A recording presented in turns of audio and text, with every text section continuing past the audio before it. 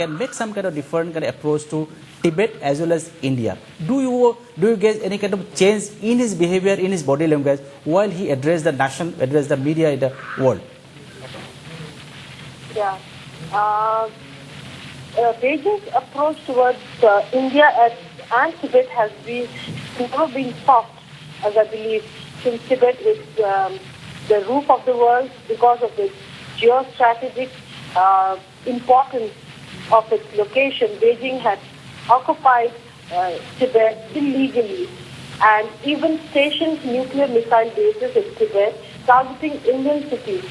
So Beijing's approach towards India has never been soft, and the Tibetan exiled government, Tibetan administration is expecting this new leadership to approach Tibet and its neighboring countries in a softer way and resolve all the neighboring issues in a softer way. Okay. Then the next question is, do you believe that Tibetan issue must be resolved before India and China can go for stronger or trusted relationship? Tibetan issue must be resolved first. Yes.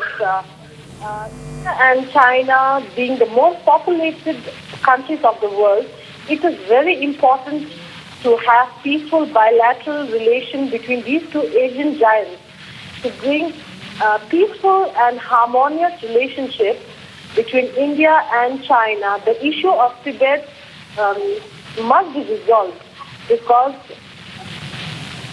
prior to 1959, Tibet was a free country and there was no tension between India and China. Tibet had always played an important buffer zone, important peace maintenance buffer zone, which maintained stability in South Asian region. So I believe that Tibet's issues should be resolved through dialogue process. So hence India and China can have peaceful relations between them. So and according to from an ecological point of view, also Tibet is another significant country for both India and China. Not only India and China, but the whole of South Asian countries. Tibet is the source of major rivers of the region. So